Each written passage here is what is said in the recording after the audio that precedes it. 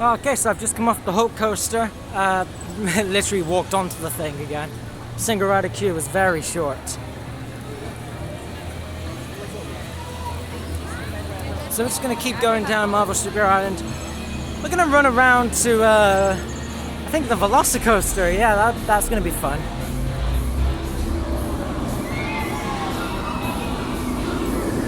They're stopping at Fear Falls there. Defo not doing that today. Not in the mood for it. Not into those kind of rides. We got some construction wall. I'm not really sure what they're doing here, but you know. Amazing Adventures of Spider-Man, 25 minutes. A little bit long for a queue, but you know.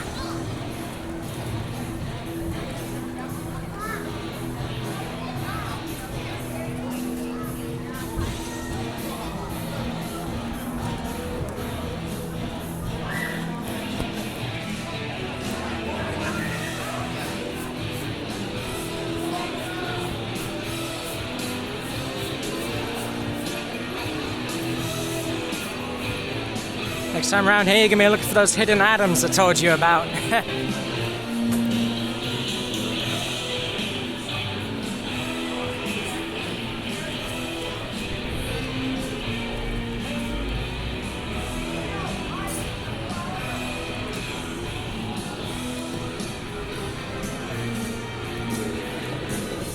So in addition to the Gamma Tour at the VelociCoaster, you can also ask for the Villains Tour at Doctor Doom's Fear Falls. I haven't done it yet, but you can get some sort of cool thing going on there.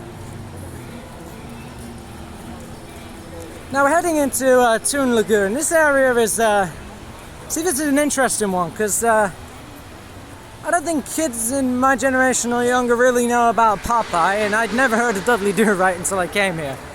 So, you know, it's one of those ones where it's like, oh, we've chosen interesting IPs that we own that aren't too relevant today. But hey, the rides are fun.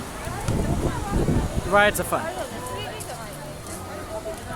Yeah, it wouldn't be a theme park without more games to take your money. Trust me, it ain't worth it. It's got a nice aesthetic here though, Toon Lagoon. There's two rides in this area. It's the Popeye and Bluto's bilge rat barges. It's one of those ones where you may get wet is basically the understatement of the century on Popeye. You're going to get completely soaked to the point where you just won't drive for the rest of the day. Let's have fun with that. I mean, and you know, don't wet trainers. You ruin your trainers if you get them wet like that. Like this is another level of wet. Like, imagine adding Splash Mountain, Ripsaw Falls, and the Kali River Rapids. Add all of that water together, and you get Popeye. That is so, it's too much. Like, it is insane.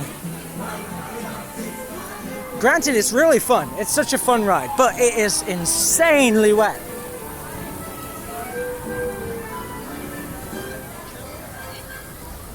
Like, if you're someone who spends like an hour a day getting your hair all nice or whatever, don't go on the ride, you're gonna undo it all. If you're someone wearing like super fancy clothes, you don't want to get wet, don't go on the ride, you'll ruin it all. This ride, however, is a different story. Down here behind these trees is Dudley Do-Right's Ripsaw Falls. It's one of those log flume rides. You only really get wet on your feet in this one because the water gets into the cart. But you might get a little body wet, but not too body wet. Anyway, let's watch somebody go down this thing.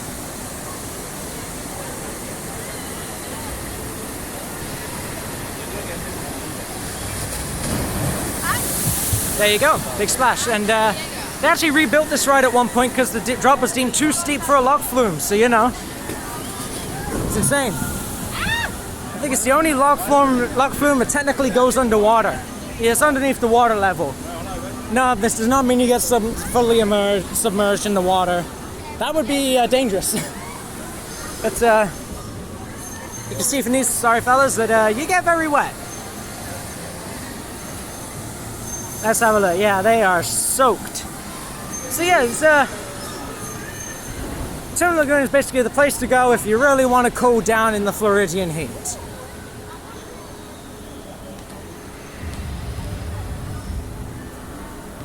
Now this area here this area baffles me. They've created this whole thing for Skull Island Reign of Kong. It's got its own area, it's got the dope entrance, it's got the massive temple and everything, for what is essentially a copy and paste of a California ride.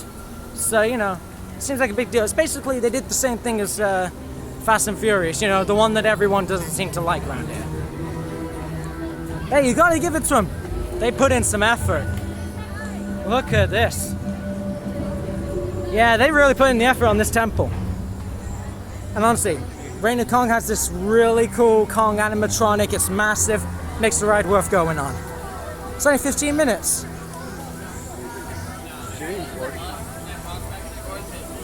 I might consider getting you on that in a sec. It's one of the 3D ones, you know, you gotta be looking at the screens, I think. Actually, it might be 2D. But no, depending on the seat you get, you might not get a good view. If you sat in the middle of the tram, you know, like, the whole tram carts thing, it's not a good basis for a ride. Like, it will make sense in California as part of the Universal Studios tram tour. Like, it makes sense. Because, you know, it was the part of the tram tour, and it made sense as like a small part of a bigger ride. But by itself, it's not substantial, and I wouldn't queue any more than 15 minutes for it. Which I think is quite generous, but I just really love seeing the giant animatronic at the end. It's really cool. So I'm heading to the VelociCoaster, but first of all, I want to drop you off and take a look at the bottom of Jurassic Park here. See if I could get you to the drop. Okay, if I go there, I'm going to get wet, but here you go. Someone will be coming down any minute.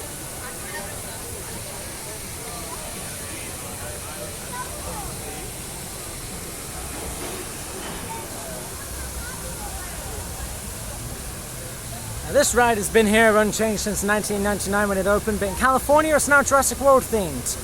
Wouldn't be surprised if they changed it here at some point, considering we got the VelociCoaster.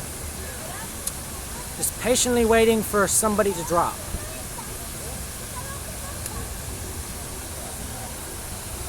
Oh, here you go.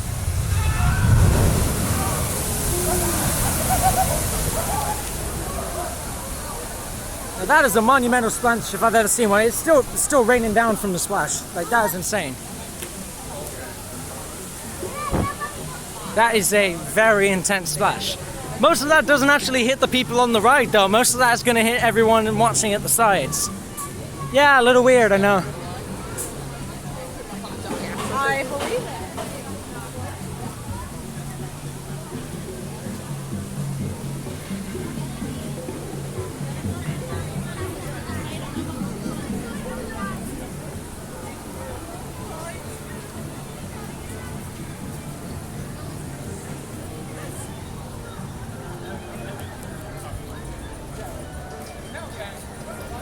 Got Camp Jurassic around there. It's a little play area for the kids, but you've also got a pterodon flyers.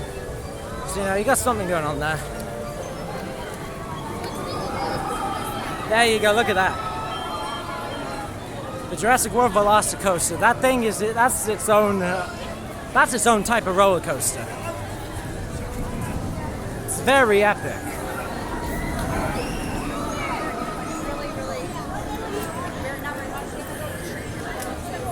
45 minutes for Jurassic Park.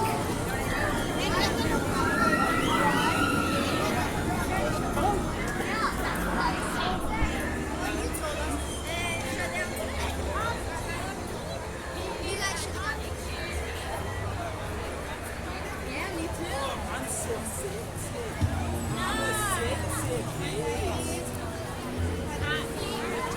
20 minutes for a raptor encounter. Hey, this is the real interesting part. This here. There you go. That is a 0 to 50 mile an hour launch, going into some weird mix of rolls and loops, and you don't really know where you're going. But that's not the best part, okay? The best part is when it comes down this track just here. And it's coming now. That is the launch from 40 miles an hour to 70 miles an hour up that 150-foot top hat at the back and down 145. At an 80-degree angle nonetheless. That is intense. And that is why that's its own breed of roller coaster right there. Yeah, it's pretty cool. I will get you a quick look at the other side of the ride, and then I'm gonna get on it. So I'm gonna have to shut you guys off. So I'll reappear when I'm on the other side of the Discovery Center over here. And we're back on the other side at the VelociCoaster. Look at this giant thing right here.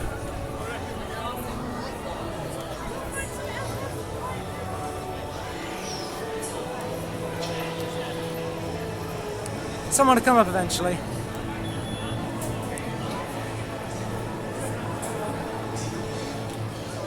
That is insane how tall that goes. Here we go.